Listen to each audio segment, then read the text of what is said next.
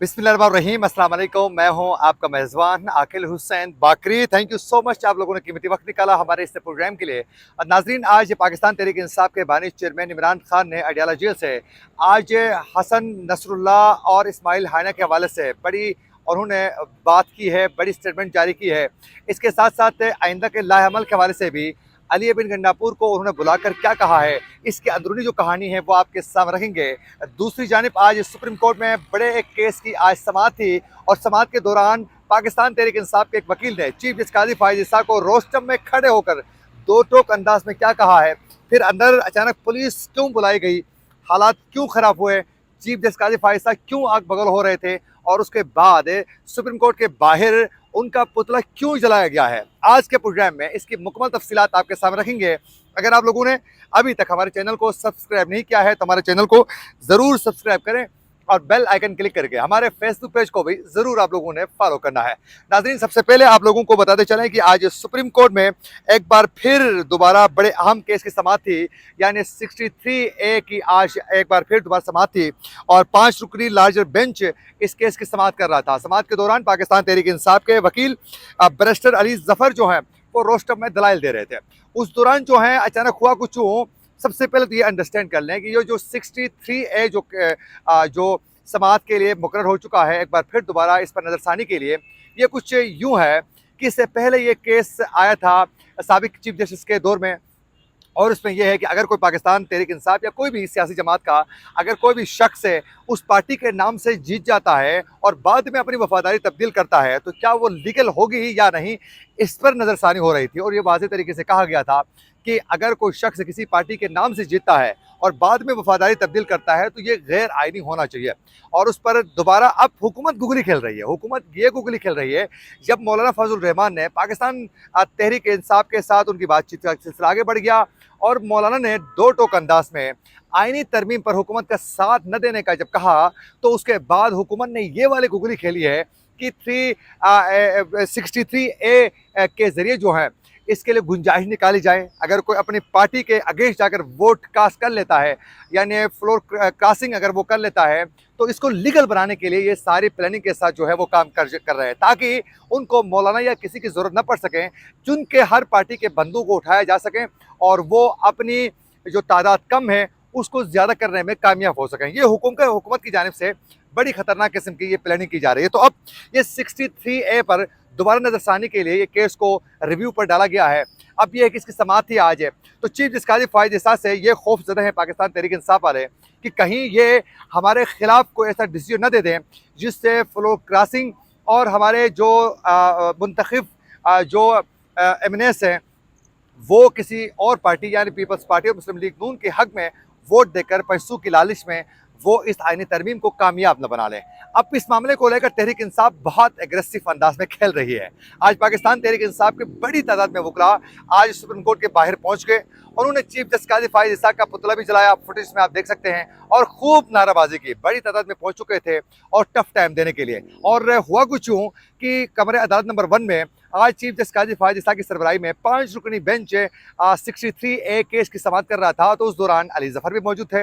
अचानक रोस्टम में पाकिस्तान तहरीक इंसाफ के वर्कर भी हैं, वकील भी हैं, मुस्तफ़ीन ये जो हैं मुस्तफ़ीन साहब जो हैं, मुस्तफ़ीन काज़मी, ये रोस्टम में अचानक आ जाते हैं और रोस्टम में अचानक आकर वो चीफ जस्टिस काजी फायज ईसा को बाकायदा दो टोक अंदाज में कहते हैं कि ये जो 5 रुकनी लार्जर बेंच है ये गैर आइनी है और आप हमारे 500 वकील जो हैं इस वक्त बाहर खड़े हैं, आप हमारे खिलाफ फैसला कैसे देते हो, हम देखते हैं। फिर उन्होंने कुछ ऐसी सख्त किस्म की गुफ्तगू और भी की है और बड़े सख्त किस्म के उन्होंने अल्फाज इस्तेमाल किए हैं। उस दौरान चीफ जस्टिस काजी फायज ईसा ने उनको कहा कि आप बैठ जाए नीचे, उन्होंने मानने से साफ इनकार किया और उसके बाद पुलिस को बुलाया गया वहाँ और पुलिस के ज़रिए जो है उसको कमरे अदालत से बाहर निकाला गया। और फिर अली जफ़र आ गए रोस्टम में। अली जफ़र आए तो चीफ जस्टिस काजी फायज ईसा ने वाज़ेह तरीके से कहा कि आप हमें डरा धमका कर खामोश करवाने की कोशिश करोगे, ये हम किसी सूरत तस्लीम नहीं करेंगे, ये तरीक़ार बेहतर नहीं है। उसके बाद जस्टिस जमाल मंदोखेल ने भी कहा अली जफ़र को कि थोड़ी सी हमदर्दी थी, वो भी आप लोगों ने हमारे दिल से ख़त्म करवाई है। तो ये केस की समाअत कल 11 बजे तक मुलतवी की गई है। अब इस पर डिसीजन क्या आता है ये कल ही नज़र आएगा। मुमकिन है इस पर हुकूमत को रिलीफ मिलेगी। अब चीफ जस्टिस काजी फायद साहब को भी ये भी चीज़ अंडरस्टैंड करनी चाहिए कि एक बराह रास्त एक ऐसा फैसला होने जा रहा है जिससे आपको खुद ज़ाती तौर पर फ़ायदा हो रहा है, तो फिर इसका मतलब है आप बाइस्ड होंगे, तो फिर उस केस का फैसले की कोई औकात नहीं रहेगी हिस्ट्री में।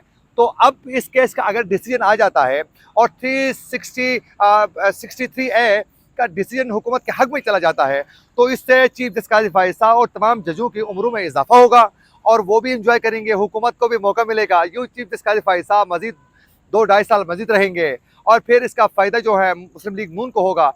तहरीक इंसाफ समझती है कि सबसे इस वक्त सीनियर जो जज हैं उसको ही चीफ जस्टिस बनना चाहिए। पाकिस्तान पीपल्स पार्टी का कहना है कि हम इस जज के लिए सब कुछ आईनी तरमीम की कोशिश नहीं कर रहे हैं, बल्कि हम एक आईनी अदालत के हक में हैं, उसका फैसला आना चाहिए, आईनी तरमीम लाजमी है। अब देखते हैं कल इस हवाले से क्या होता है। आज पाकिस्तान तहरीक इंसाफ के रहनुमा चौधरी परवेज इलाही को भी अदालत में पेश किया गया था। उन्होंने डट के कहा कि मैं पाकिस्तान तहरीक इंसाफ से खड़ा हूँ और इमरान खान के साथ हूँ, इसमें पीछे हटने के लिए कोई हम तैयार नहीं है, मेरी फैमिली पूरी इमरान खान के साथ खड़े हैं। और एक बड़ी खबर नाजरीन ये है कि अली अमीन गंडापुर की आप लोगों को मालूम है कि मुलाकात हो चुकी थी बाकायदा इमरान खान के साथ अडियाला जेल में। उस मुलाकात में आइंदा के लाहेअमल के हवाले से बिलखुसूस 4 अक्टूबर को इस्लामाबाद डी चौक में धरने के हवाले से, एहतजाज के हवाले से बातचीत हुई है। बाद में उन्होंने मीडिया से बातचीत नहीं की, वो करके वो चले गए थे। लेकिन उसकी खबर ये सामने आ चुकी है कि इमरान खान ने बाकायदा आने वाले दिनों में एहतजाजी मुजाहिरों पर जोर देने के लिए बाकायदा अली अमीन गंडापुर को वाज़ेह तरीके से अहकाम जारी कर चुके हैं कि आप लोगों ने टफ टाइम देना है, उसके बगैर ये हमारे कंट्रोल में नहीं आएंगे, हमें मुश्किल वक्त मजीद ये पैदा करेंगे। और उसी दौरान जो है बाकायदा ये बताया जा रहा है कि अली अमीन गंडापुर को ये वाज़ेह तरीके से वो कह भी चुके हैं कि आइंदा क्या कुछ करना है। और ये कमेटी बाकायदा बताया जाए, इन दोनों की जो मुलाकात हुई है इमरान खान और इनकी कॉन्फ्रेंस रूम में हुई है, 1.25 घंटे से ज़ायद का वक्त था ये मुलाकात का, जो अली अमीन गंडापुर के साथ इमरान खान की हुई है। तो आने वाले दिनों में पाकिस्तान तहरीक इंसाफ जो है वो डी चौक के अलावा मियाँ वाली और दीगर एरियाज में एहतजाजी मुजाहिरे तेज़ करना चाहती है।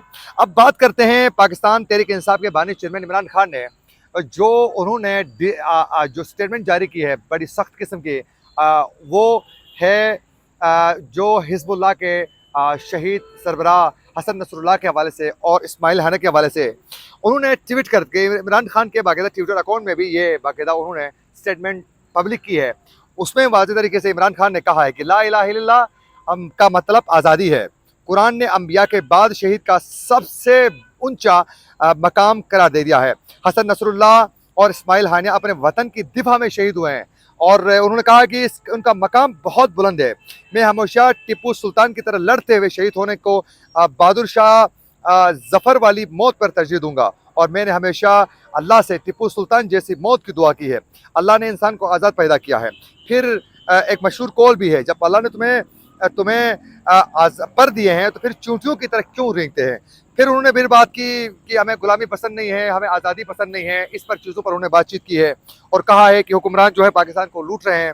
और फिर उन्होंने पाकिस्तानियों को मुखातिब करते हुए कहा कि डू एंड डाई का वक्त है, आप आगे बढ़ें और इस पर अपना डिसीजन सख्त अपनाएं।